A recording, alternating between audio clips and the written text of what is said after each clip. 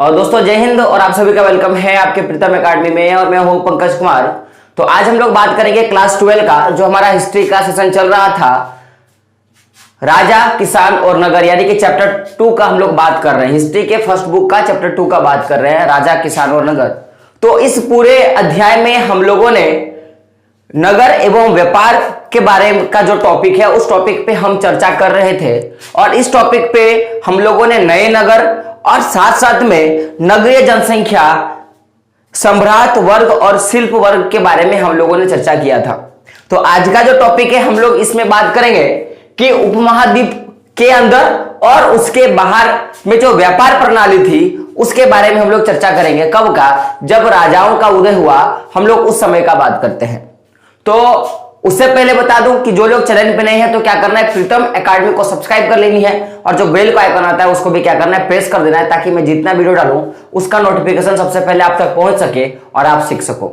चूंकि वीडियो बहुत दिनों से नहीं बन रही थी, वीडियो एक्चुअली बन रही थी लेकिन 12 क्लास का नहीं बन रहा था। कारण बस आप लोग जान लो कि जो मैं आपको देता हूं आप बदले में मुझे वो नहीं दे पाते हो। मैं बस आपको कुछ व्यूअर्स यानी कि आपके फ्रेंडों तक मेरे वीडियो पहुंचाने में बोलता हूं और आप वो कर नहीं पाते हो। तो मेरा भी मन थोड़ा डिसपॉइंटेड हो गया था, अच्छा नहीं लग रहा था कि मैं लोगों के लिए मेहनत कर रहा हूं और मुझे वो रिस्पॉन्सिबिलिटी नहीं मिल रही है।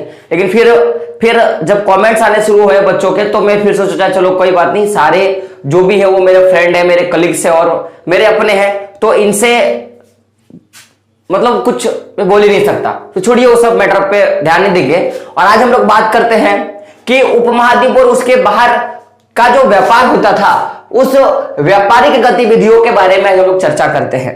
तो सबसे पहले बात समझिएगा कि व्यापार करने के लिए सबसे अच्छा माध्यम होता है मार्ग।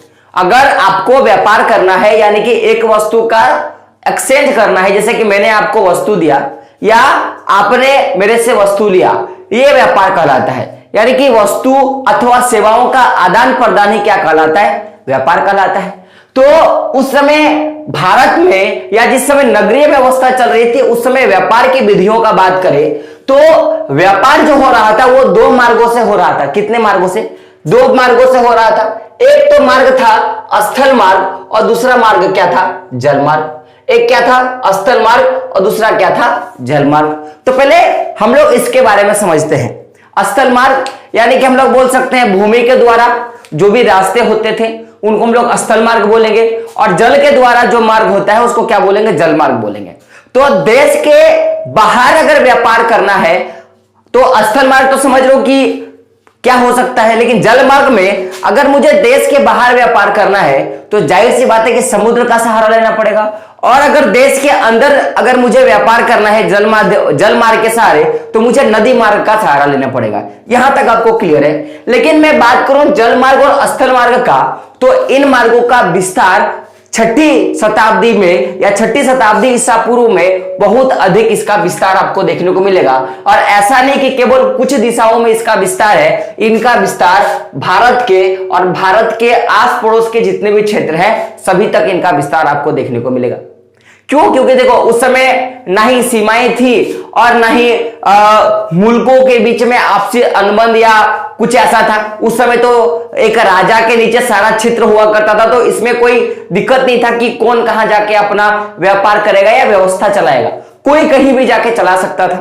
लेकिन तब की मैं बात कर रहा हूं, मैं अभी की बात नहीं कर रहा हूं, जब इस तरह की माहौल नहीं थी देश में, वोट नेता लोग नहीं हुआ करते थे, तब की यह घटना है। तो उस समय इन मार्गों का विस्तार कई दिशाओं में हुआ।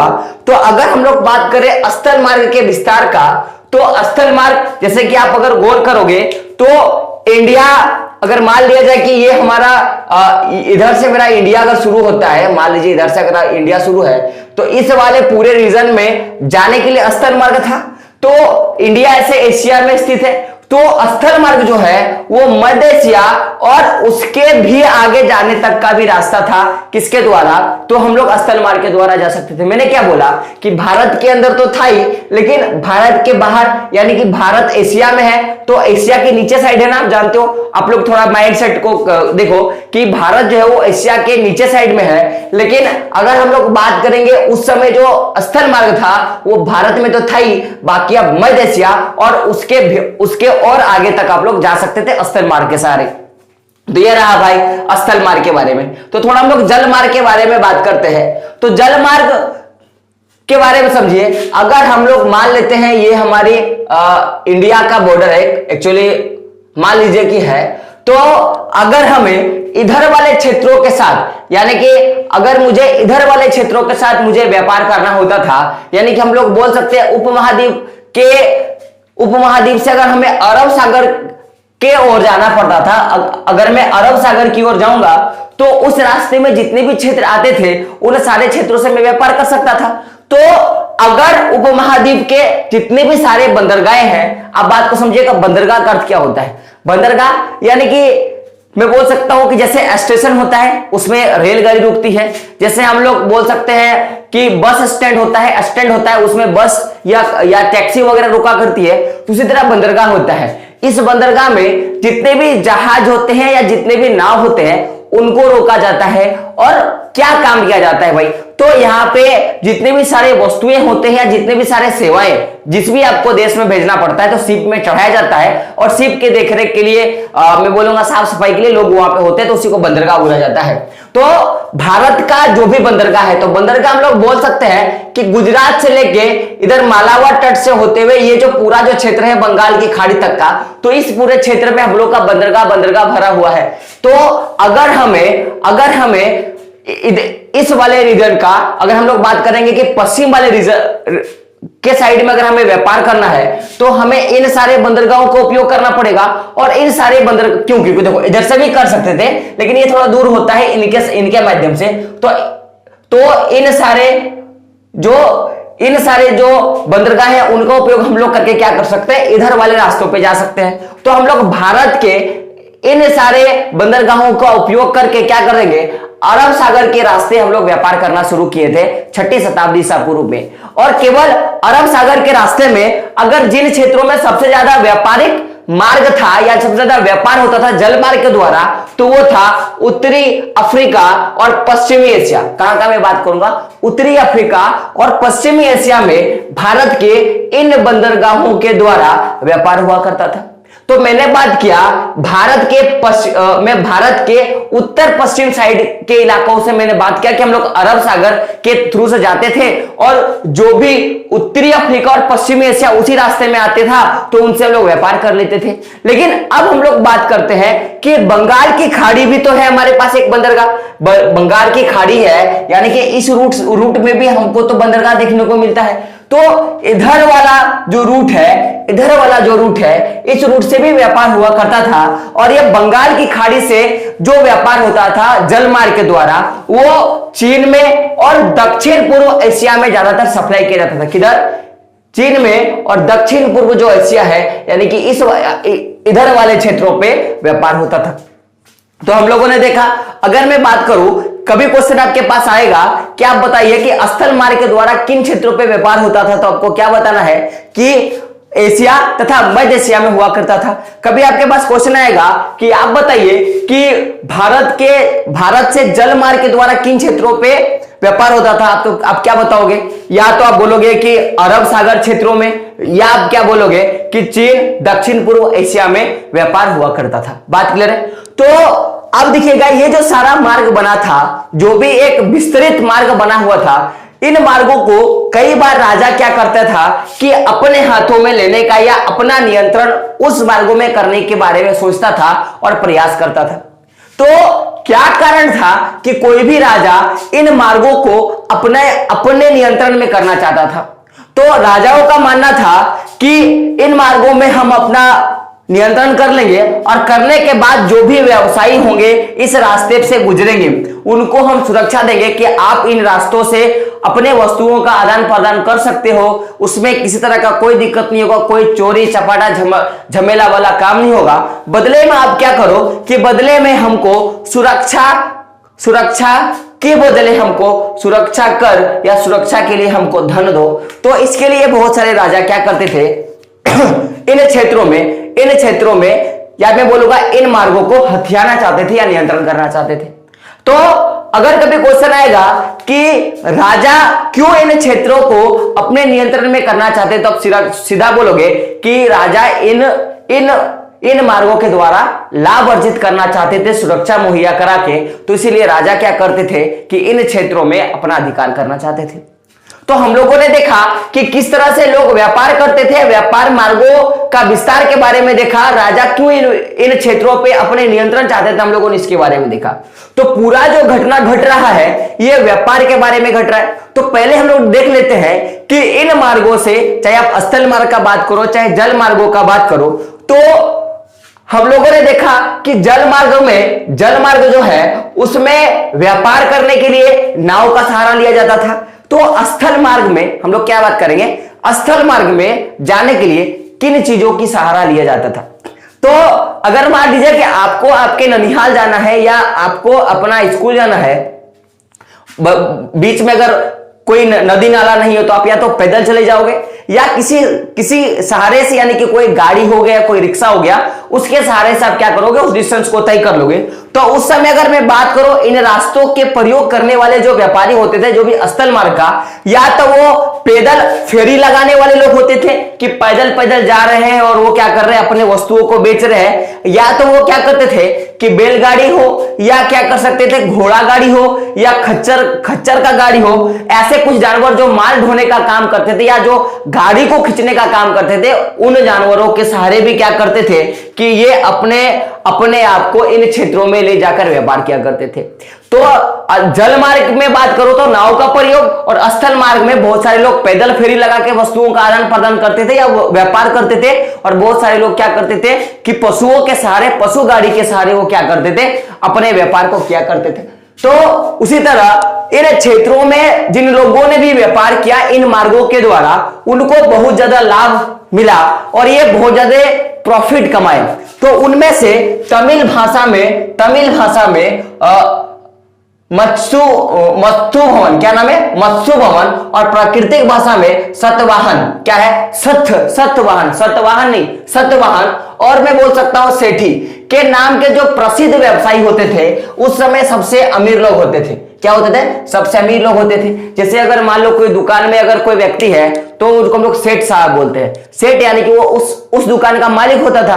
तो उस समय वो व्यापारिक वर्ग जो सबसे ज्यादा मैं बोलूंगा धनवान होते थे, उनको तमिल भाषा में मत्स्यु भवन और प्राकृतिक भाषा में सतवाहन और सेठ के नाम से इनको जाना जाता था, और इन नाम से ये प्रसिद्ध हुआ करते थे जो लोग व्यापार के सारे अमीर होते थे।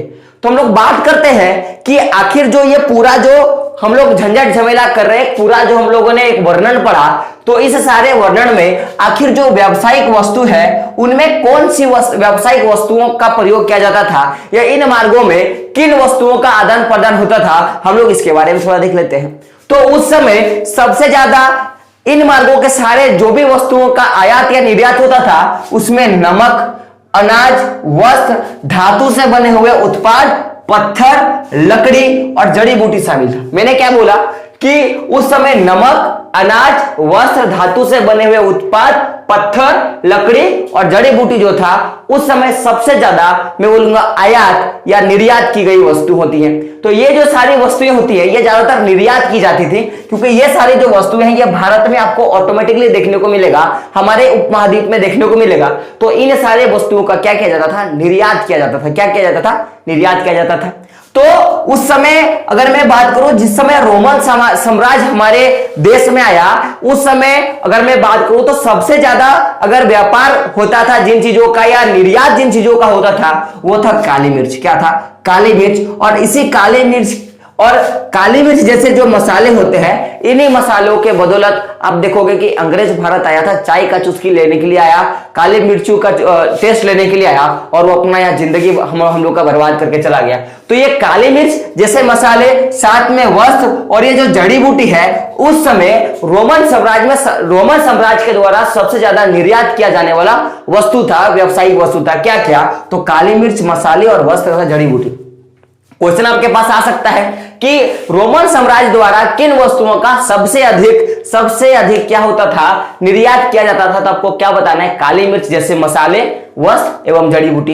क्वेश्चन आपके पास आ सकता है कि उस 6ठी शताब्दी ईसा पूर्व में किन व्यावसायिक वस्तुओं का निर्यात या आयात किया जाता था? आपको क्या बताना है? नमक, अनाज, वस्त्र, धातु से बने हुए उत्पाद, पत्थर, लकड़ी और जड़ी बूटियां।